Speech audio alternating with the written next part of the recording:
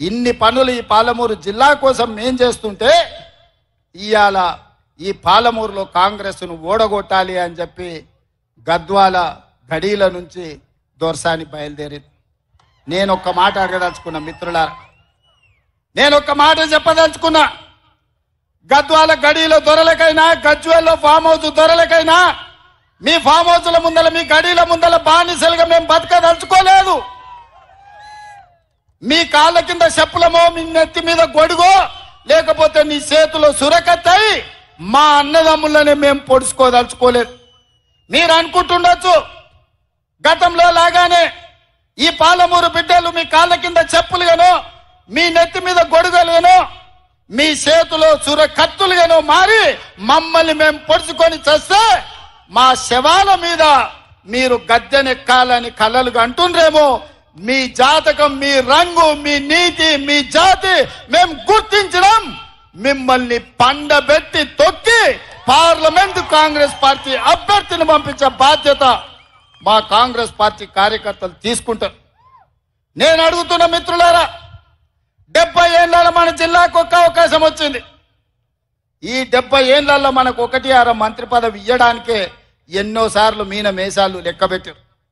ఆనాడు తెలంగాణ రాష్ట్ర సాధన కోసం డాక్టర్ జిల్లాలో చిన్నారెడ్డి మొదలుపెట్టిన తెలంగాణ ఉద్యమకారుడు తెలంగాణ రాష్ట్రం వచ్చినాక కూడా చానేండ్లు మంత్రి పదవి ఇయ్యలే.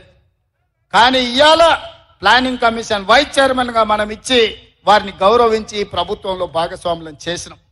ఓబేదుల్లా కోత్వాల్ది మైనారిటీ కమిషన్ చైర్మన్ గా ఈ రోజు ఒక మైనారిటీ సోదరునికి ఇవాళ అవకాశం ఇచ్చినాం.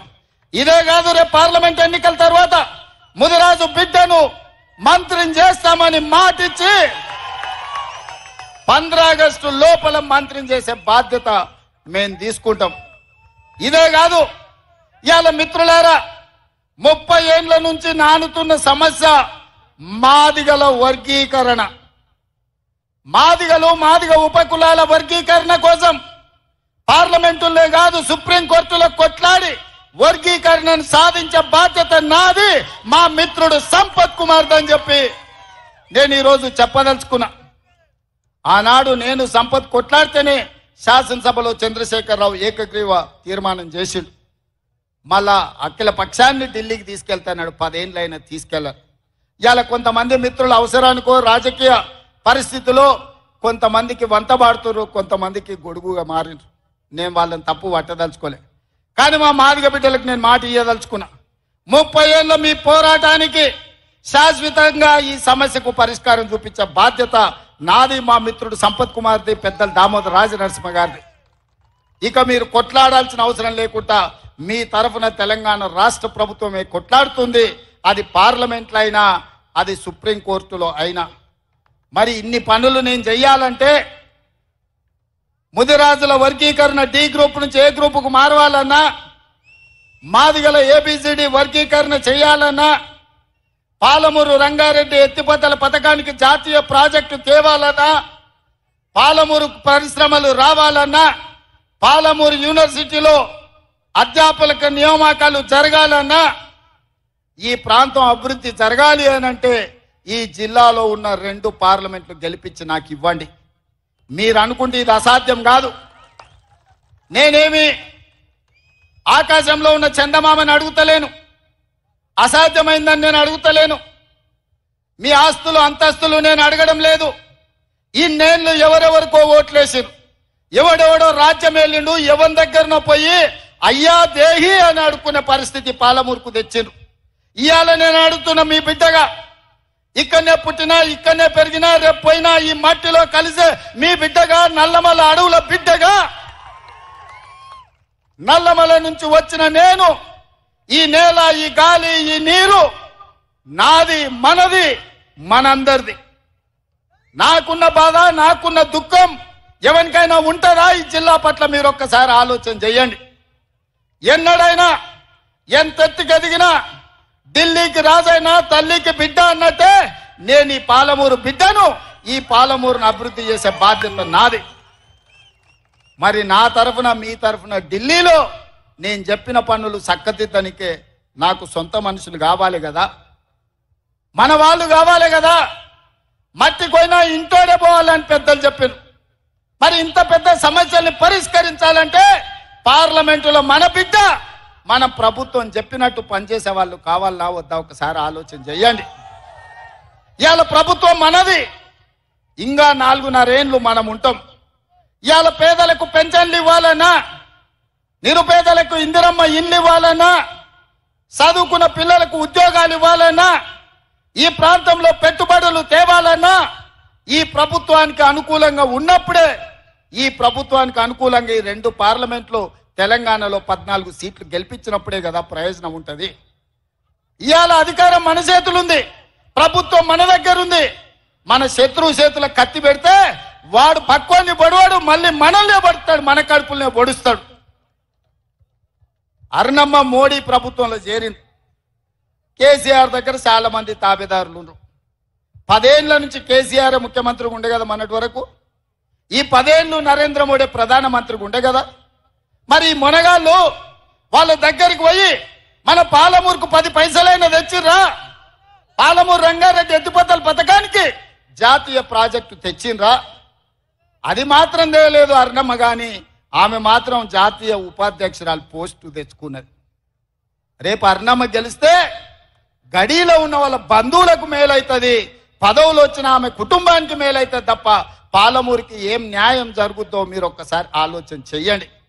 అందుకే ఇవాళ మిత్రులారా, వాళ్ళిద్దరు కలిసి ఒక ఆయన 10 ఏళ్ళు ముఖ్యమంత్రి ఉన్నాడు, ఇంకొక ఆయన 10 ఏళ్ళు ప్రధానమంత్రిగా ఉన్నాడు. 10 ఏళ్ళు వాళ్ళు ఏమి చేయలేదు, పాలమూరుని ఎడారిగా మార్చి 100 రోజులు కాలేదు మన ప్రభుత్వం వచ్చి, ప్రజాపాలన వచ్చి ఏమి చేయలేదు కాబట్టి ఓడించాను అని అడుగుతారు. ఇది న్యాయమా? మీరు ఒక్కసారి ఆలోచన చేయండి మిత్రులారా. పిల్లగాడు నడవాలన్న ఏడాది అవుతుంది. మన ప్రభుత్వం వచ్చి 3 నెలలు అయింది, ఎన్నికలు అయిపోయే వరకు 6 నెలలు అవుతుంది. 6 నెలల తర్వాతనే అన్నప్రాసన చేస్తారు, అవునా? అప్పుడే ఈ ప్రభుత్వం మీద శాపనార్థాలు పెడుతున్నారు. ఇక కేసీఆర్ మాటలు చూస్తుంటే అయితే పిట్టలతో ఎక్కువ తాతయ్య తయారైంది. ఆయన తండ్రికి తద్దినం పెట్టనోడంట చిన్నాయనకు పిండాలు పెడతాడన్నాడట కృష్ణానదిలో పోయి. నీ పార్టీలో ఉన్న ఎమ్మెల్యేలను చక్క ఏడుస్తలేవు, నీ ఎమ్మెల్యేలు నీ ఎంబడి ఉంటలేరు, ఎదురుగున్న పార్టీలో 20 మంది ఎమ్మెల్యేలు ఉంటాను అని చెప్తున్నావా? ఇంకా ఎన్ని రోజులు ఈ కథలు చెప్పి బతుకుతావు కేసీఆర్? నీ కథలకు కాలం చెల్లింది, నీ కారు అణం జడ్డి ఆడ షెడ్డుకు పోయింది. అందుకే మిత్రులారా, నరేంద్ర మోడీని చూసినాం, చంద్రశేఖరరావుని చూసినాం, ఢిల్లీలో మోడీని చూసినాం, గల్లీలో కేడీని చూసినాం. మొన్న డిసెంబర్లో కేడీని బొందబెట్టిండ్రు. ఈసారి మోడీని ఓడగొట్టి పాలమూరు పౌరుషాన్ని చూపించాలని చెప్పి మా మిత్రులందరికీ నేను విజ్ఞప్తి చేస్తున్నా.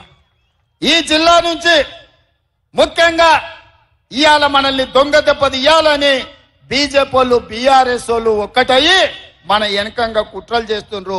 అప్రమత్తంగా ఉండండి. మనం ఎట్లా గెలుస్తాం? 7 మంది ఎమ్మెల్యేలు ఉండ్రు, జిల్లాలో 12 మంది ఎమ్మెల్యేలు ఉండ్రు, మా సారే ముఖ్యమంత్రి ఉన్నాడు, మా అన్న ఏదంటే చేస్తాడని మన పిల్లలకిన ఊకున్నారనుకో తాబేలు కుందేలు కథ అవుతుంది. కుందేలు లెస్స ఉరుకుతుందా అని తాబేలుతో పోటీ పెడితే కుందేలు పోయి మంచిగా చెట్టు నీడ చూసుకొని నిద్రపోయిందంట. తాబేలు ఆగకుండా నడుచుకుంటా ముందరికి పోయి తాబేలు గెలిచిందని చెప్పారట. ఇవాళ మా కాంగ్రెస్ పార్టీ కార్యకర్తలకు కూడా నా విజ్ఞప్తి ఒక్కటే, మనం ఉరకాల్సిన పని లేదు. మనల్ని నడిస్తే కూడా మనల్ని వీకెటోడే ఈ రాష్ట్రంలో లేడని నేను చెప్పదలుచుకున్నా. గల్లీలుండే కేడీ వచ్చినా, ఢిల్లీ నుంచి మోడీ వచ్చినా, ఈ గడ్డ మనది, ఈ అడ్డ మనది, అడ్డ మీద 3 రంగుల జెండా ఎగరేసే మొనగాళ్ళు మనోళ్ళు అని చెప్పి నేను స్పష్టంగా చెప్పదలుచుకున్నా. అందుకే ఇవాళ దేశంలో ఎక్కడి నుంచైనా మన రాష్ట్రానికి పిలుపు వస్తుంది. నిన్న కేరళ పోయినా, రేపు కర్ణాటక పోతున్నా, ఎల్లుండి మహారాష్ట్ర పోతున్నా, ఏడికి పోయినా నేను చెప్పేది ఒకటే మాట, నా అడ్డ నా గడ్డ పాలమూరు బిడ్డ. మేము ఆనాడు తట్ట పనికో పార పనికో మట్టి పనికో వలసలు కాదు, ఇవాళ నాయకులమై మీ ప్రాంతానికి వచ్చినాం. ఇవాళ నాయకులమై రాష్ట్రంలోనే కాదు దేశంలోనే మా గౌరవాన్ని తలెత్తుకునేటట్టు చేసినామని చెప్పి ఇవాళ మన పౌరుషాన్ని మనం ప్రదర్శిస్తున్నాం మిత్రులారా. అందుకే సోదరులారా, నా తెలుసు మీ కడుపులో ఆకలి అవుతుంది, మంటలేస్తుంది, నెత్తి మీద మాడ వలిగినట్టు ఉంది. అయినా ఈ ఆనందంలో ఇన్ని వేల